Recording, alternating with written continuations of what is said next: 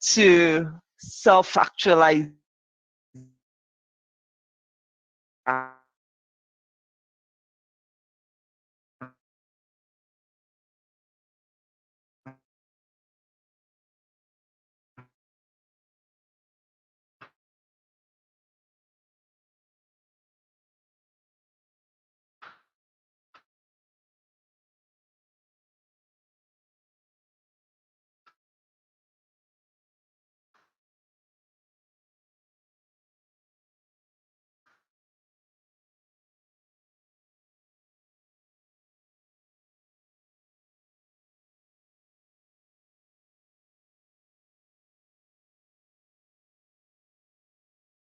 Hello, good morning.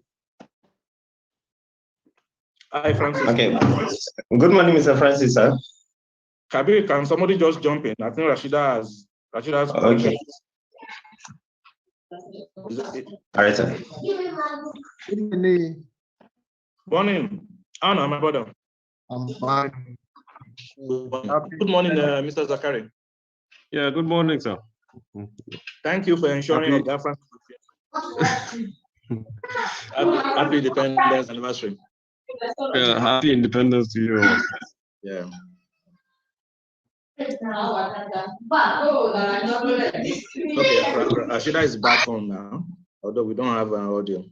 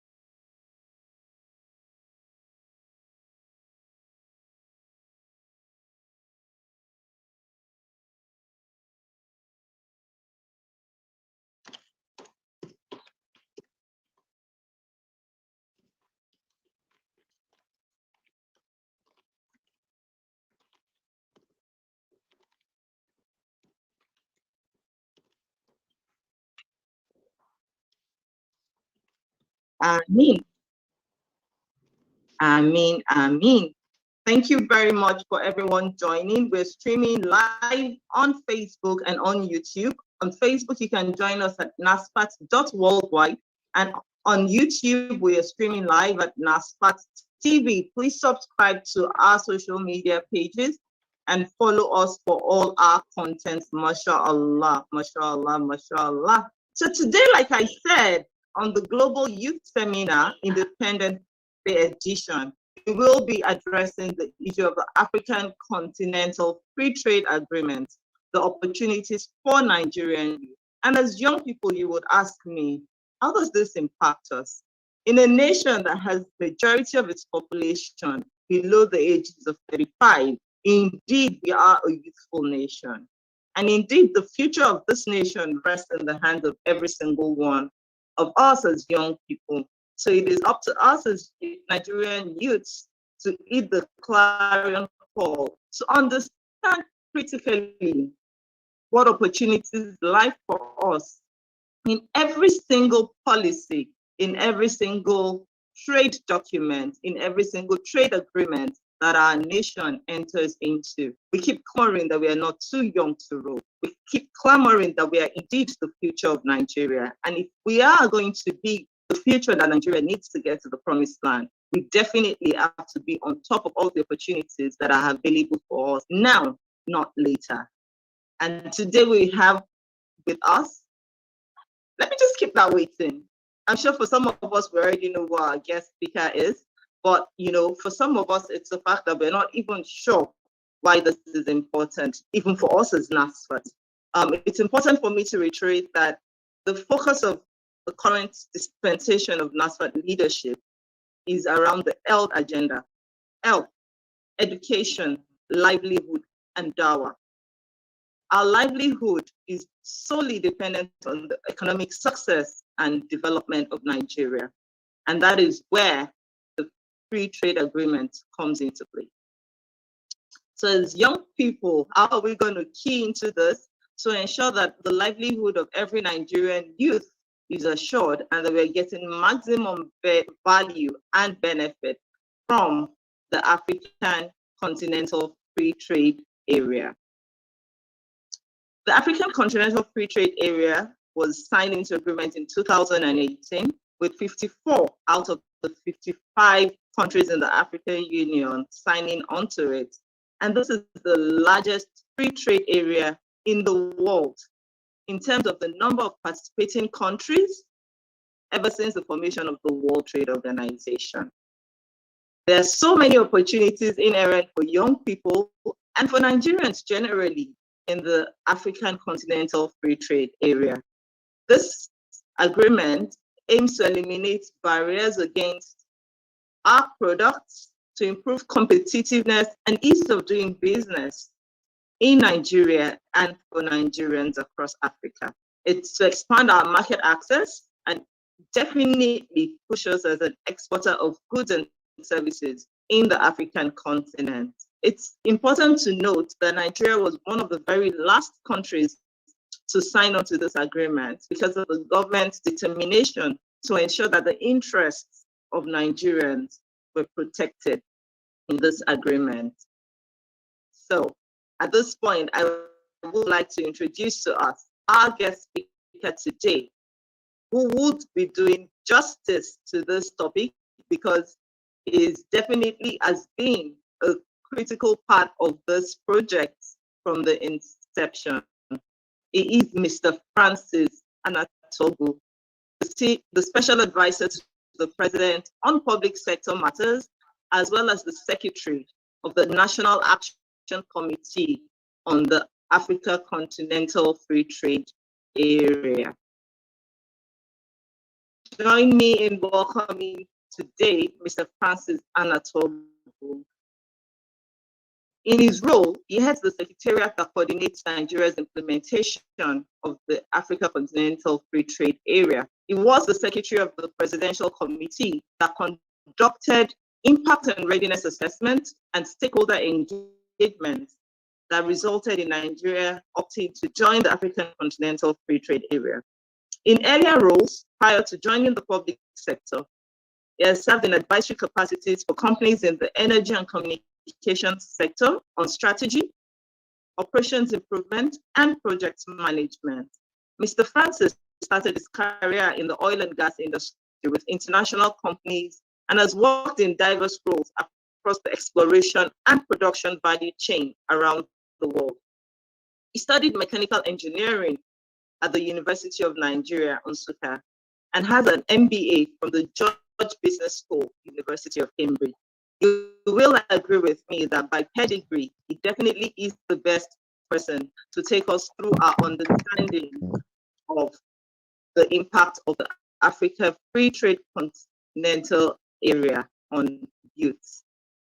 Good morning, sir, Mr. Francis.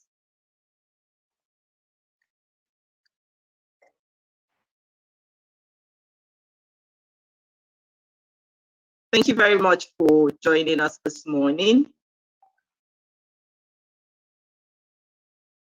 Rashidat, good morning, distinguished ladies and gentlemen.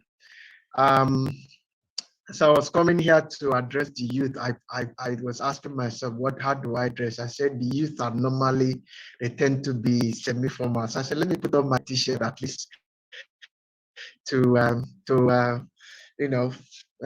get comfortable with you guys. And I'm definitely connecting with that, sir. Exactly. So thank you very much. And it's a pleasure to be here. And thank you for organizing this event. When Nii Yusuf, who's was my boss in Accenture and part of the people that trained me to be where I am today, when he approached me, I said, yes, it's definitely something that we must do, as Rashidat said. The youth, you own the nation.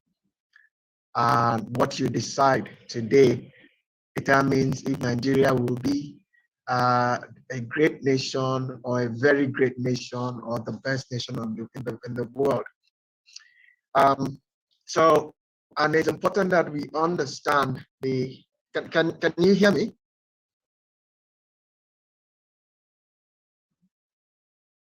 Yes, sir. You're very clear and audible, sir. Okay. Yes, So ma'am. it's important that you understand what is going on in terms of the new direction for Nigeria, for the world. And Rashida has given a very good overview of the agreement. And one of the questions that people ask is, and I think one of the things I need you to think about as we're having this conversation is what does this mean for me? What does this mean for my country? And if at the end of this program, you don't get all the answers, please, you can always reach me through Kabir. I mean, you guys, we are now in contact. I've got one of my colleagues, Zachary Jineta, here as well. So we are available to answer questions even beyond now.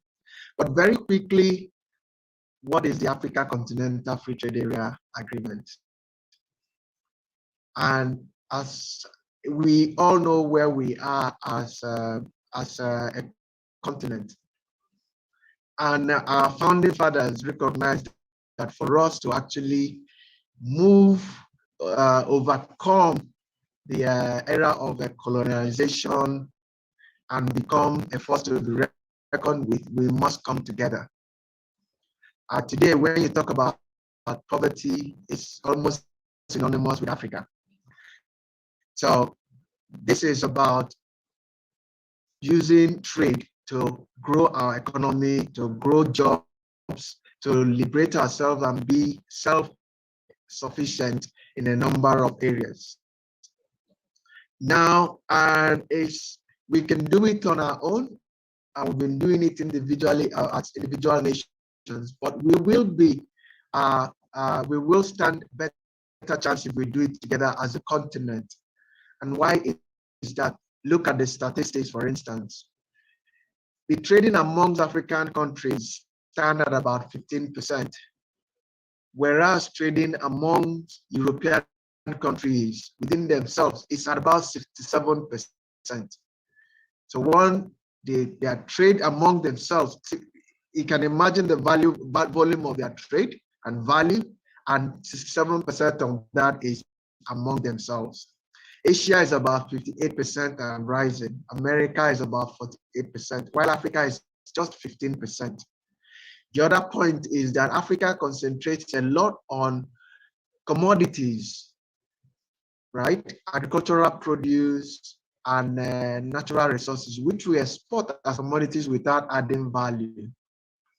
And then we import all the value-added products, all the manufactured products from the rest of the world. And that is part of why we don't trade amongst ourselves, because we are all exporting the same kind of materials. We are outsourcing our jobs to other regions of the world. And that is what the Africa Continental Free Trade Area Agreement is about solving. And how does it plan to do this? There are three key ways. One is that it will liberalize trade amongst ourselves. So with AfCFTA, as it's called, when we trade amongst ourselves, we will eliminate import duty. That is the very first step. The second means of achieving that is what we call rules of origin. In layman terms, it is essentially local content or African content, which means that products that will enjoy that duty-free treatment must have a minimum percentage of African content. If I give you an example, we import a lot of sugar into Nigeria, for instance. So let's assume we import 95% of all the sugar that we process in the country today. Yes, we can import them from Brazil or other nations. But if we go to Mauritius, go to other African countries and import a minimum quantity of that same sugar, that's that threshold, then the output, the manufactured products will now benefit from duty-free exports. But if we continue to import the same from Brazil, when you finish producing and they go to other African countries, you will pay import duty. So by that, your cost of production, the price of your products will be cheaper in Africa. That gives you the benefit to compete against the likes of the Brazil, China, US, and so on. The third thing is that it provides the platform for us to start to harmonize our policies, our regulations, our standards.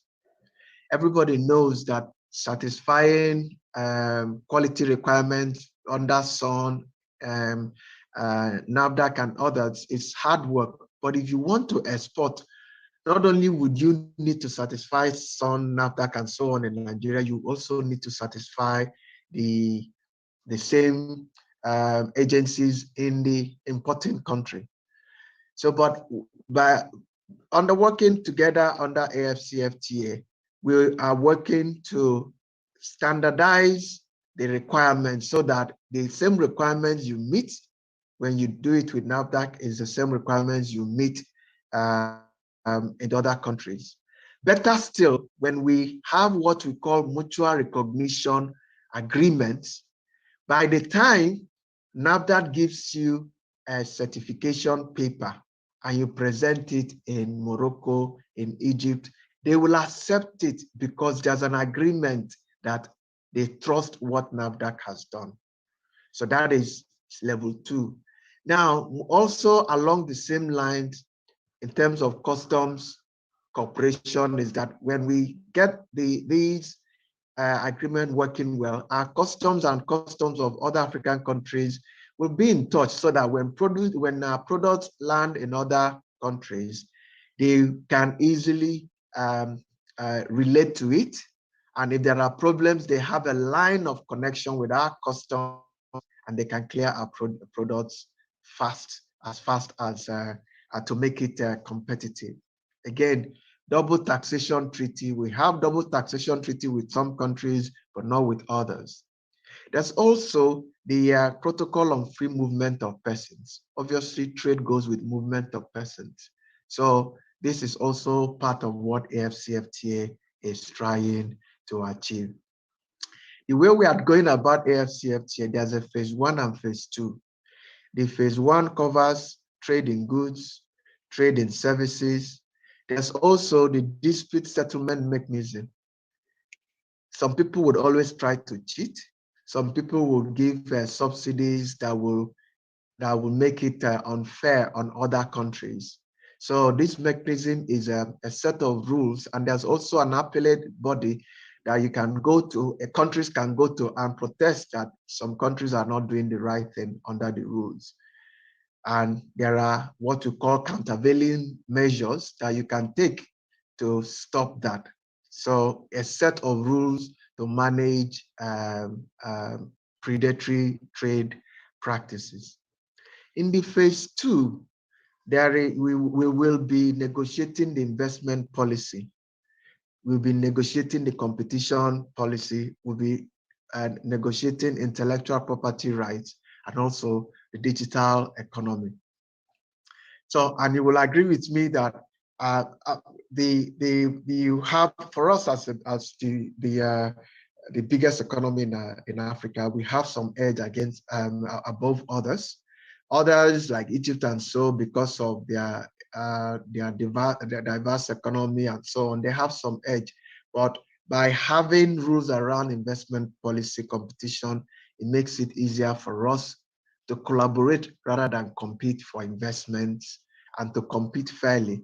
And of course, a problem that our artists are facing today is intellectual property rights. With agreements in place, then countries will enforce intellectual property rights, and our people, when they come up with innovations, when they come up with our videos, our music, and all of that, they will reap the fruit of their labor more than they do now. So this is in a nutshell what the agreement is about. But like I said, why now? If you think about it again, let's focus on us. We are already in the twilight era of oil. So we depend about 90%, our foreign export comes from 90% from oil. Now, with everybody moving to a post-oil world, that means our entire foreign exchange is threatened. And we're already seeing that in terms of the value of the Naira today. So we now need to take steps. So that is a key reason. Prices are going up. You see it in inflation. You see it in exchange rate.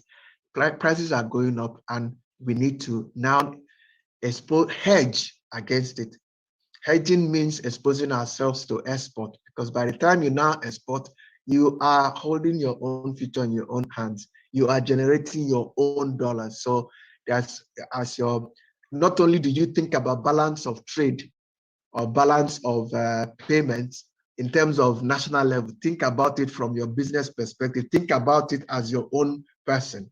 So if you want to do anything, if you want to go anywhere, you need dollars. So generate your own dollar. And by the way, we all know that the weaker our Naira is, the more attractive our products are in the export market. So let us make use of a very good, let's not waste this crisis that we are in.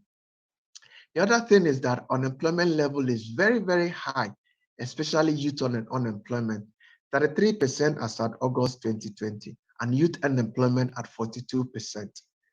So we now need to generate employment, and we cannot just wait for 9 to 5 paid employment created by others. We now also need to do something. Entrepreneurship, do a lot, and technology is enabling a lot. And the youth, I must say, are already doing a lot in this area. They are not waiting. While some people are waiting for government, our youth, I can tell you, are not waiting for government. They are, and they are making strides. The other point is that the opportunities are huge in Africa. Let me tell you something. We are the giant of Africa economically, right? Because we export oil. How much do we export? On an annual basis for the past 10, 15 years, about $60 billion of oil, crude oil export, 60 billion. How much does Africa import in trade and services? 600 billion. So in trade terms, we are less than 10% of Africa. So that tells you that indeed we need to recalibrate and understand that in the scheme of things, we are not as big as we think we are. In the scheme of things, if we want to achieve economics of scale, yes, 200 million is a lot, but 1.2 billion people is much bigger. Our economy, the 3.4 trillion GDP of the 55 African countries is far, far bigger than our own GDP. But if you break it down in terms of products and services, across sectors, energy, manufacturing, agriculture, Africa imports a lot, a lot. Let's look at our rice that we have now managed to grow capacity in the past couple of years. Africa still imports about $6 billion. So if we get to the point of not only selling, dominating the domestic market, but now moving into Africa, that is a lot of money. If you talk about auto and auto parts, Africa imports for about $40 billion of that. We talk about health, and I'll show you some statistics. You know, just say the opportunities are there. I'm not saying that it's going to be easy. We know that we have issues with production capacity. We know that we have issues with productivity. We know that we have issues with infrastructure. Insecurity is the biggest issue now. We know that smuggling is an issue. We know that our laws are not as liberal or as friendly as it should be, and funding remains a constraint. This we know, and this is what people talk about. But what they don't tell you that in spite of this, and by the way, it's something that I learned from me, succeeding in spite of the challenges. In spite of all of these, businesses are already succeeding. So don't let people tell you that you cannot do it because of these challenges, because people are already doing it. And I'll show you 2 slides down the line, areas where people are already succeeding. But at this point, let me talk about services, because services is one that account for over 50% of Nigeria's GDP. That's number one. And number two, you do not need as much power for services as you need for manufacturing. So this is an area that youth can focus on. And when you're thinking about services, AfCFTA will liberalize 5 service sectors: financial services, communication services, transport services, travel and tourism, and business services. And when you're thinking about it, some services you actually don't need visa. You don't need to leave Nigeria to provide the services. So you can do it, and it's already happening with technology, and they're going beyond Africa. So cross-border supply, where you are in your country and you offer service. People are building websites, people are doing contact center services and all of that. There is a second one, which is consumption abroad. And there is where, like, we go to other African countries or they come here. So actually attracting, promoting ourselves, promoting our business, promoting our states, promoting our country, means that they'll come here and spend their money here. So we also, as youth, we are very vibrant on social media. But when we are posting, we need to think about what impression are we trying to create? Because the more people think about you positively, the more they will think about coming to Nigeria to come and spend money. Even if they visit us for a week or 2, they will eat 3 times a day for those 2 weeks. And that's money that you spend in Nigeria. So think about that. The third thing is commercial presence, which is where you now establish a subsidiary in Africa or in any African country. The fourth one is presence of natural persons, which is where like our Nigerian people now go and go, for instance, visiting professors, visiting doctors, or even our people that go to work. This is where the source of remittances that we talk about that comes. So it's important, don't limit yourself to only goods, don't limit yourself to all the problems. So it's really about thinking about, how do I overcome the challenges? Remember, succeeding in spite of the challenges. Just in a nutshell, I talked about liberalization. So there are about 6,000 tradable products. AfCFTA will liberalize 90% of that. When I say liberalize, 0 duty when they meet the rules of origin. And when we talk about rules of origin, what does it? I said is local content. There are products that will qualify only if they are 100% made in Africa. There are products that will qualify only when they need substantial transformation. And I'll give you examples very, very quickly. Products like agricultural products, live animals, plants, and so on, even mineral resources and so on, they need to be 100% made in Africa to qualify. But other products, for instance, you can see there are products that would qualify only if they move from one tariff code line to another. There's something called HS code. is a harmonized system of classifying products. So if you move from one class of product to another, then you qualify. For instance, wood is on product code 44. Furniture is on product code 94. If you cut down a tree and then saw it into wood, wood, you're still within the wood classification. But when you now transform it into furniture, it has moved from 44 to 94. So this is an example. There are, there are products that the rules of origin says that you must move from one tariff heading to another. There are some that you just need to move from one subheading to another. And I'll just give you an example. For instance, diamond is 7102, gold is 7108, and jewelry is 71.13. So I'm just giving this as an example. So if the rule says subheading, then if you move from diamond to jewelry, you have satisfied the condition. There are other ones like the process code, especially in process manufacturing. You must satisfy some processing requirements for you to qualify. And there's also the fourth element, which is classified based on the value of imported materials. So it says your value of imported material must not exceed X percentage.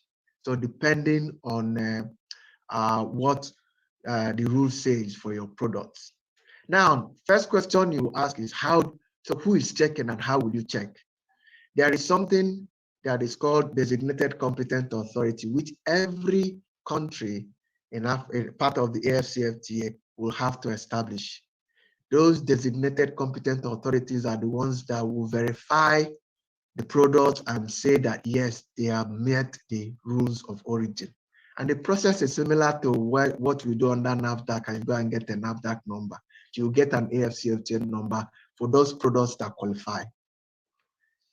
Now, when you qualify, you're issued a certificate, and that number will be transmitted to the customs organizations of participating countries, so that when your product comes, they look at their book and they say, okay, this is your company name, this is your number, this is the product that you've been qualified for, and then they can grant you the duty waiver. So how then would you check? If you go to our website, www.ngrafcfta.gov.ng, and click on resources, click on AfCFTA reference document, there is a Word document on rules of origin, and you go through it. Depending on the product of interest, you will see the rules of origin that has been agreed for that product. So I encourage you to go and check this out. Beyond rules of origin, there's something else to bear in mind. Quality requirements. You would have heard in the news about products from Nigeria that are rejected when they get when they are exported. Most of them are rejected because they do not meet the quality requirements. So there's something called sanitary and phytosanitary requirements. There are those that are called technical requirements, and these are around these are around the quality of the product, to make sure some are for health and safety, some are for things around making sure that people are not exploited and so on, traceability and so on. But there are others around labeling and packaging and technical requirements. What this means, for instance, if you're exporting something to Egypt, for instance, it has to have both English, but also Arabic labels. So even the language lessons that you have learned can be of use when you're thinking Africa. So don't think it's a waste. No, it's a waste. Now you now need to apply them. If you learn French in school, please, you now need to apply them. So, and now remember I said we now think about how do I benefit. So the slide that you're looking at, what part of how we try to find out where are the products that are of interest. We said, for us, we need to start with where we already have some advantage. And we said, where are we already exporting a minimum of $10 million of products, and Africa is importing a minimum of $1 billion. And what you're seeing on the screen are those products. Now, we are at what we call HS code 2-digit level. You can break these things down and see more and more products under this classification. The ones that I highlighted are agricultural products, but essentially you can see that our crude oil, Africa imports. This is Nigeria's exports to the entire world, and this is Africa's imports. And even in that area, our crude oil, we are good in crude oil, but there's immense opportunity in refined products in gas that we haven't touched. When we look at machinery, mechanical appliances, you say, does Nigeria do anything there? But even fridge and a lot of things that we already do in country now are there. So we need to go down steps lower, but there are opportunities in these areas. And like I said, companies are already exporting these things over $10 million per annum. So fertilizer, animal products, oil seeds, soap, and so on. But we also looked at products that we are not touching yet, but Africa is importing a lot of that. So we can't ignore them. I've talked about auto parts, $40 billion. And one thing is to look at it as one full car. But if you break it down, you start thinking about leather, you start thinking about rubber, you start thinking about lead and zinc for batteries.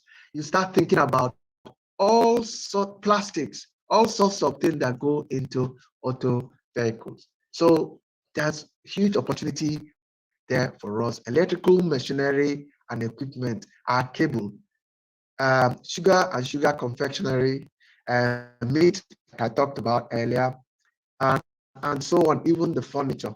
These are Africa imports, minimum. You can see the values of Africa's import from the world. So this is us outsourcing our jobs. This is the value of the jobs that belong to us that we have given others. If you come to services, it goes without saying that transportation, freight, you need to move these products, so opportunities are there and they are huge. Air transportation, thanks to our Nigerian aviation operators that are, and Nigeria is pretty much ahead of the rest of the African continent in terms of that sector, but there are still a lot of opportunities. Technical, trade related and others, this is another huge area. So engineering services, architectural services, and trade services, and so on. There's a lot of, we are still depending on outsiders. Insurance is huge, from health insurance to all insurance, related insurance. Africa imports 5.8 billion of that. If you go to health, travel health, this is essentially health tourism, education tourism.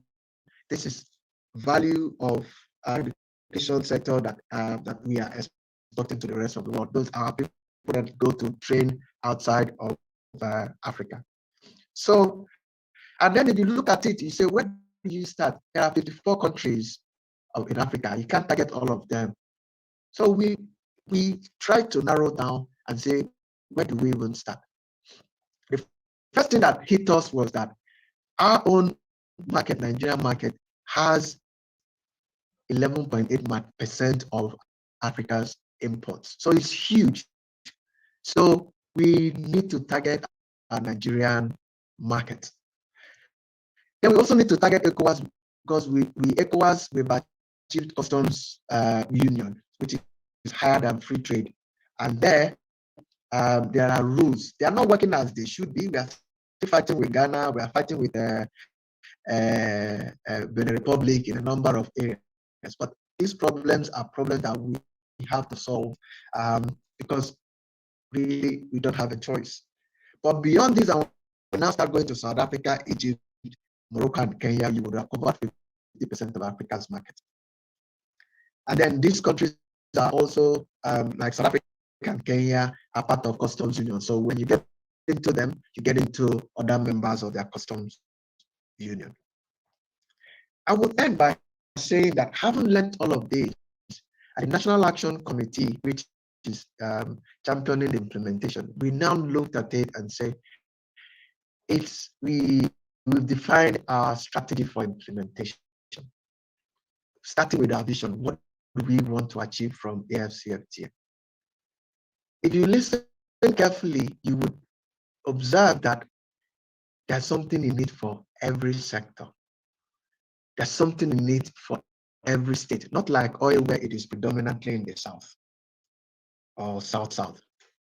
It is every state can find its niche in AfCFTA in Africa. So we have taken the campaign to the states to tell them, listen, not only do you need development plans to grow your local economy, you now need to target markets in Africa as well. And they are really responding very well. But then what is our mission? Our mission in English language is to become preferred suppliers of value-added products and services to Africa. But in layman terms, it means the same way you say, if you see a product, you say this is China. You want products that you see and anybody in Africa will say this is Nigeria. And we also want, we create what we want. We don't want the ones that will just be counterfeit or whatever. We want something that will be respected in. But if you think about our share, if you think about Nollywood now, if you think Nollywood in Africa now, the first thing that comes to you is Nigeria. If you think music is Nigeria. Apparently, if you think shea butter is Nigeria, it's Niger State, not even Nigeria, it's Niger State. So those are the kind of things that we need to do. If you think tea in Africa, you think Kenya. So that is where we are going. And our objective, if we capture 10% of Africa's market in non-oil, then we would have doubled Nigeria's exports for today. And to do that, we defined the goals and we came up with 7 goals. Grow the export capacity of every state. Grow the productivity of our people. And growing the productivity of our people, 1, to provide a workforce to man the capacity that we will be growing, but 2, grow people that will go and man similar capacities in the rest of Africa and in the world at large. We are moving from 200 million to 1.2 billion. Our people are ahead in a number of areas, so our people can move to other countries and take advantage. And some you can even do remotely. The third one, again, we are talking to the states and ministries and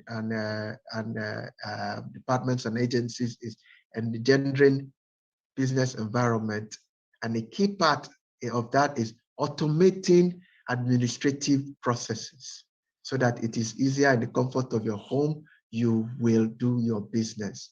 The other one is about streamlining policies, regulations, and updating our laws to encourage export.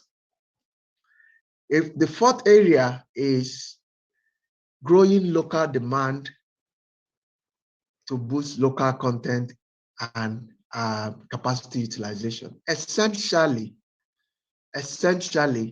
we need to take deliberate action to promote local consumption of locally produced products and services.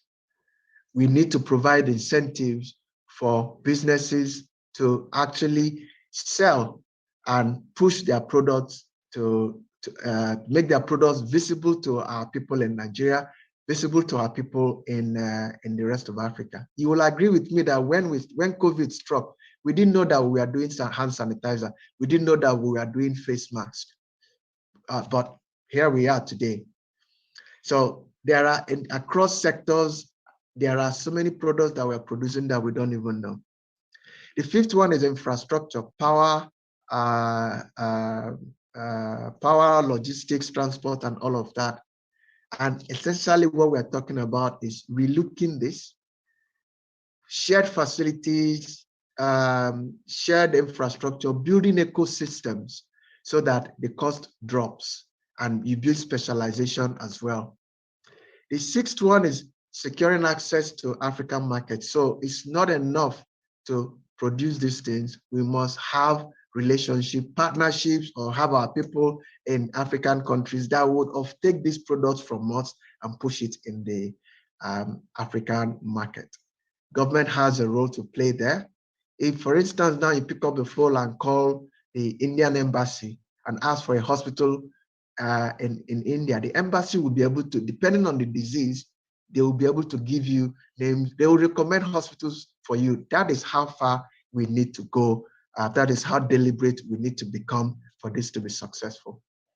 The last one is around the things, the normal things that you do to implement trade agreements, making sure that the processes work, institutions work, and we have working to have a dispute resolution, trade remedies authority that would actually police the market and identify products where people are outsiders are dumping products and so on. So we can tackle them. We can take them to that dispute resolution body, among others. So I think this is enough to handle. So I will stop at this point and say thank you very much, and I'm happy to take questions. Definitely more than enough for us to chew on, sir. First and foremost, I'd like to appreciate you.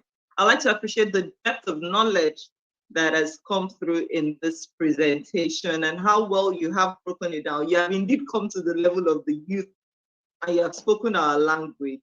And I am sure that for every young person who has joined us on our various social media handles today, we have been able to definitely connect with the opportunities that are available for us as young people on the AfCFTA.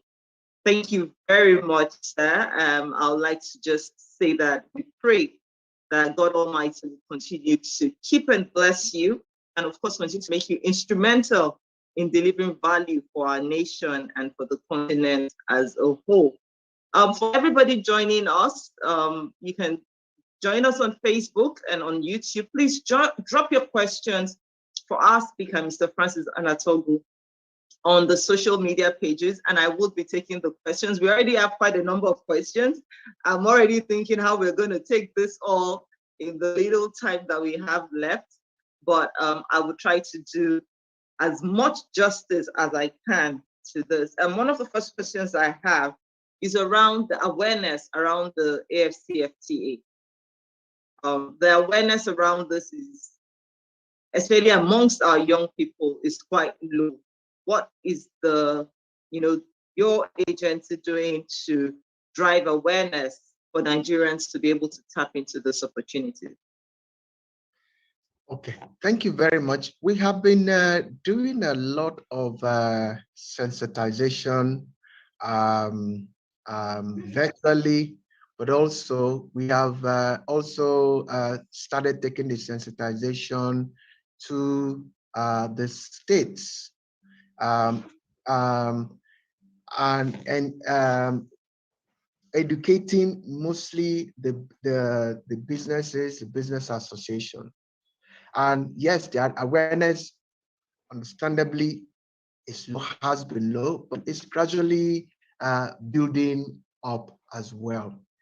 In addition to that, there are also some key milestones that need to be in place, because right now, the schedule that we need that people can use to see which products will be liberalized and so on has not been published.